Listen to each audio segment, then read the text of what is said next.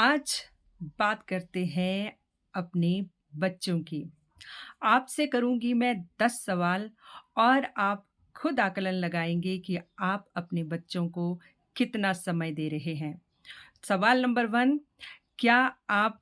रात 12 बजे तक टेलीविज़न देखते हैं? नंबर 2, क्या आप हर रोज़ अपने बच्चों की डायरी चेक करते हैं और उनकी कॉपीज़ जो स्कूल की कॉपीज़ हैं रोज़ की, क्या उनको हर रोज़ चेक करते हैं? नंबर 3, क्या आपको मालूम है कि आपका बच्चा कौन से विषय में कमज़ोर है और क्या आप उसकी उस कमज़ोर विषय पे कुछ तैयारी कर रहे हैं? नंबर 4, जब आपके बच्चों के अंक कम आते हैं, तो क्या आप उनके ऊपर चिल्लाते हैं? नंबर 5, क्या आप अपने बच्चों को क्लास में या स्कूल में टॉप पाने के लिए प्रेशराइज़ करते हैं? नंबर 6, क्या आप वक़्त से ज़्यादा उन्हें पैसा और सुख-सुविधाएँ देते हैं? नंबर 7, क्या आप कभी उन्हें पशु-पक्षियों, जीव-जंतुओं के साथ प्रेम करना, उनका ख़्याल रखने के बारे में कभी उन्हें प्रेरित करते हैं? नंबर 8, क्या आप कभी उन्हें प्लांट्स वग़ैरह लगाने के लिए प्रेरित करते हैं? नंबर 9, क्या आप कभी उन्हें छुट्टियों पे ऐसी जगह ले जाते हैं जो कि उनकी मनपसंद जगह है? नंबर 10, क्या आप उनको जंक फूड जैसी चीज़ें खाने से बचने के लिए प्रेरित करते हैं और नित्य नए प्रयोग करते हैं जिससे कि उन्हें घर का बना हुआ खाना बहुत अच्छा लगे? तो अब आप स्वयं आकलन कीजिए इन जो मैंने आपसे 10 सवाल किए कि इसमें से आप अपने बच्चों को कितना समय दे रहे हैं। आज 26 जून विश्व नशा निवारण दिवस जिसको कि पूरा अंतर्राष्ट्रीय स्तर पर जो है वो आज का दिन इसके लिए समर्पित किया गया है।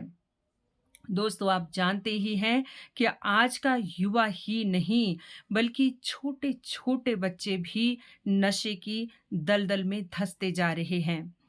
कारण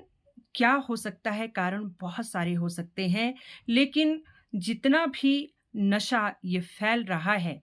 हम उसको बहुत हद तक रोक सकते हैं, तो केवल इस तरह से कि अपने बच्चों को वक़्त दें, प्रॉपर वक़्त दें। आप बहुत धनी हैं, आपके पास बहुत ज़्यादा पैसा है और आप अपने वक़्त की जगह अगर अपने बच्चों को सैटिस्फाइड करते हैं, महँगे-महँगे गैजेट्स लाकर उनके ऊपर खूब पार्टीज़ वग़ैरह के लिए पैसा करके, महँगी-महँगी ड्रेसेस लाके उनको खुश करने की कोशिश करते हैं, लेकिन वो आपकी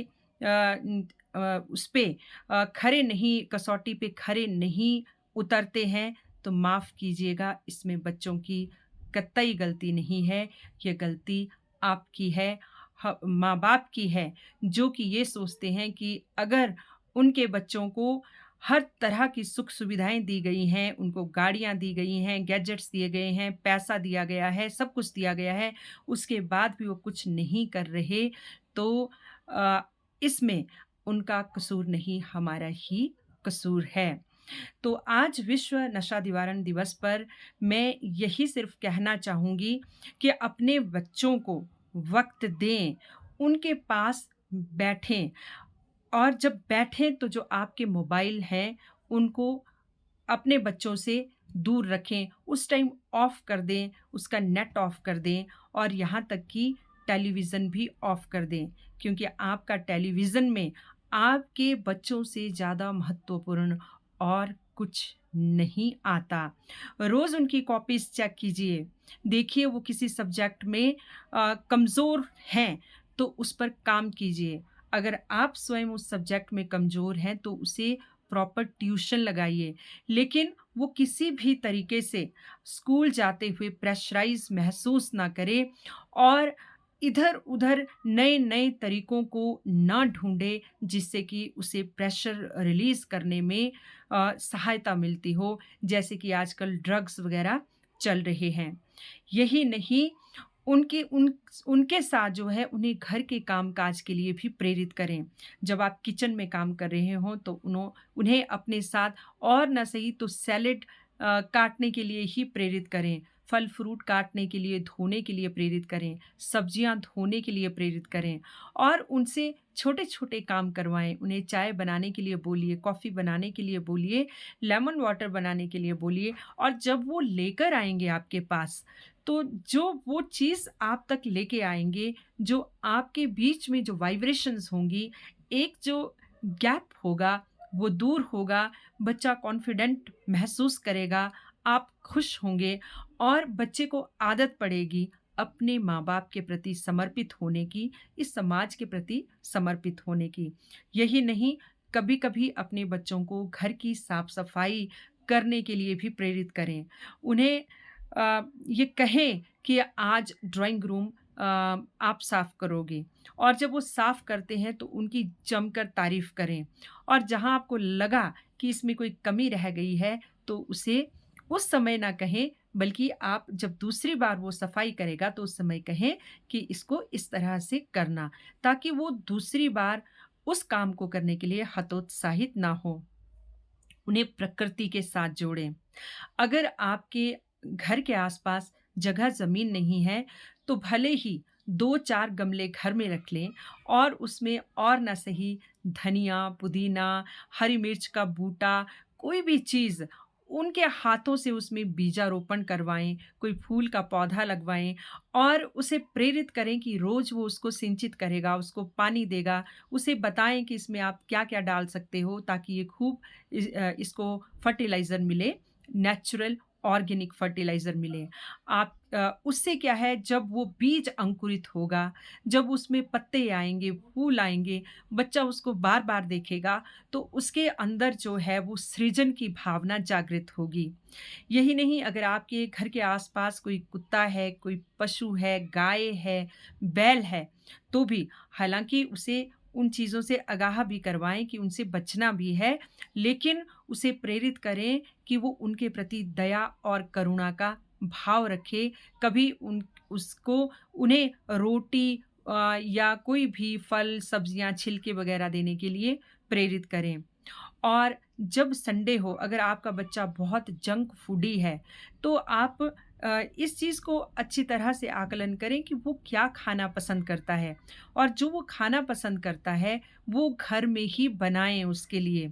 और उसे अपने साथ लगाएँ उस चीज़ के लिए। क्योंकि अगर कोई जंक फूड आप मार्केट से ला रहे हो, तो उसमें ऐसे-ऐसे केमिकल्स वाली चीज़ें हो सकती हैं, जो आपके बेटे या बेटी का नुकसान कर रही होंगी। लेकिन जब उसी चीज़ को आप उसे घर में बनाने के लिए प्रेरित करें, अपने हिसाब से बनाएँ, आजकल यूट्यूब में सब कुछ मिलता है। तो उससे आपके बच्चे का रसोई में, किचन में भी जो है वो रुचि बढ़ेगी और इधर-उधर के कामों में, गलत कामों में, नशा वगैरह उसकी ओर उसका ध्यान नहीं जाएगा। और जब आप रात को सोते हैं तो सोते-सोते अपने मोबाइल को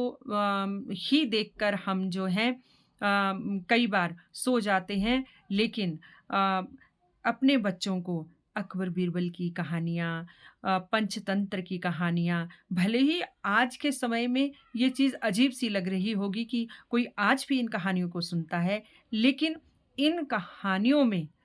जो भाव है, इन कहानियों में जो संदेश है, इन कहानियों में जो शिक्षा है, वो कहीं और नहीं मिलेगी, हमारी रील्स में नहीं मिलेगी, स्टोरीज़ में नहीं मिलेगी, फ़ेसबुक में नहीं मिलेगी, लेकिन जो आप उनको सुनाएँगे, उसका उनके मन मस्तिष्क पर एक गहरा असर होगा।